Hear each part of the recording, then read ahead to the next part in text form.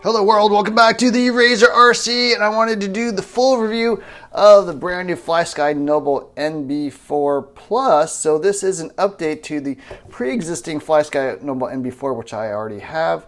It sells for $299.99 here in the US. It may go down in price overseas or something like that, but that is the official price here in the US. And it is an update on this radio. Now, I have a full review of this radio. Lots of things to talk about, the features, the ratings, all that kind of stuff. Today, we're going to be mainly focusing on the updates, all the changes and improvements that they've done, and then also my final thoughts on the radio, having tested it and been running it. So the main thing you'll notice is obviously the display is quite different. That's, I would say, the number one change. I'd say about 95% of this radio is pretty much the same as before, but the display is going to be the biggest change, much brighter. They also go with the white on black contrast rather than the black on white contrast. This was really hard to see. Even like indoors, you can tell, you know, it's not the brightest radio or brightest display. And then when you're outdoors, it's pretty much invisible or impossible to read or look at. This is much improved. I'd say the brightness is, probably a good 50% brighter. So definitely the contrast also makes a huge difference outdoors. This is much easier to use in sunlight. The only one is pretty much impossible. Other changes they made is that there are more adjustments. They have channel naming that you can change, iBus 2 control. So if you got an iBus 2 compatible ESC like a Hobbywing X, you can control it straight through the radio. They do have a data record button on the telemetry, and then trainer mode as well. So you can actually hook this up, I think, to another radio, so that one basically radio could be the master, and then if it's idle, the slave can take over and drive. So that way, if you're flying, I don't know, something more difficult to drive, maybe that is something you'll be interested. Another thing they did change is to make a removable battery. So if you pop off the rear grip here, it's actually a little cover here. You can kind of pop that off and then get at the 18650 or whatever battery that is. So it is serviceable now. I think the old one, you basically had to rip apart the whole radio to get at that battery if you ever needed to change it. Other changes, they did go to 25 model memory, so an increase of 5 models over the old one, which was 20 model memory. They also went to USB-C charging here on the base rather than the micro USB that they used to have. So just a more standard plug for this radio for, normal people who generally use USB-C to charge.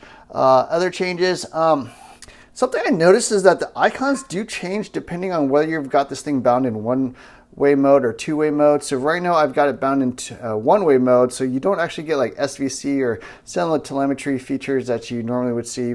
But if you enable that, then you get like iBus 2 and stuff like that. So I do have like an unboxing video where I kind of show all the icons and stuff out of the box, but it's just something I noticed that was a little bit different. They also do have a little wallpaper there I think you can change. The old one was just kind of a plain white screen. So, minor things like that is what they updated. And then finally they did change the wheel. So a nice little caliper and disc brake there with the 5-spoke aluminum wheel as opposed to the old, steering wheel, I guess is what that old one is. So a little bit fancier looking, a little bit nicer looking.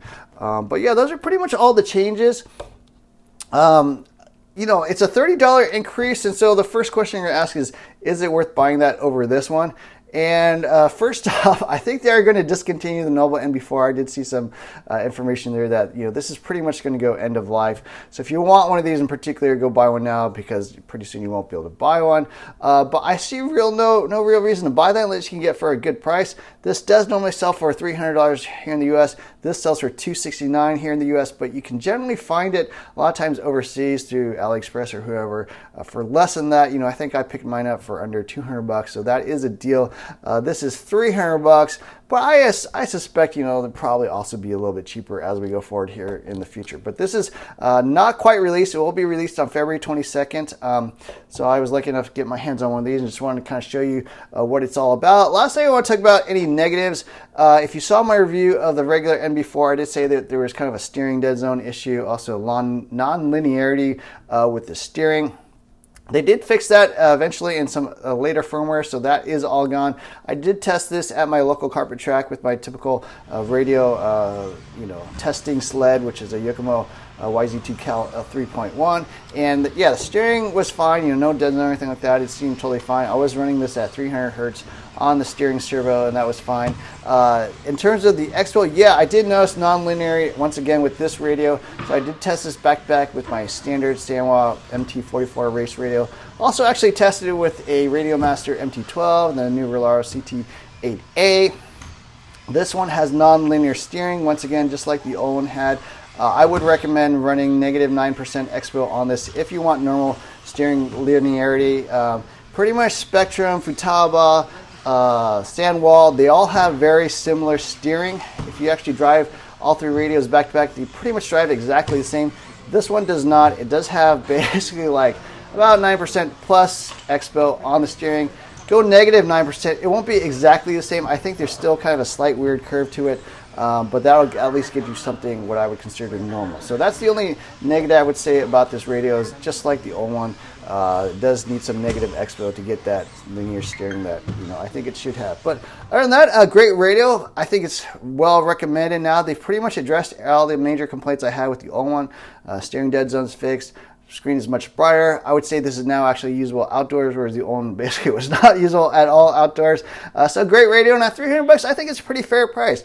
Still has the awesome build quality, still has the massive battery life, still has a really nice color display, really nice user interface, that's pretty much easiest to use in class. The reversible steering, so you can flip that around, you can adjust the steering tension, all that stuff.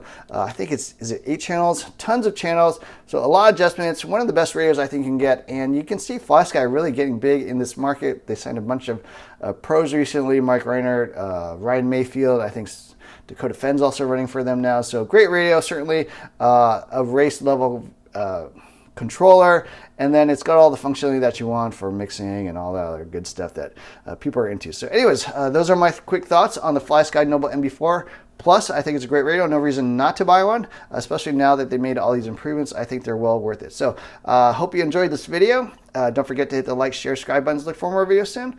Thanks for watching.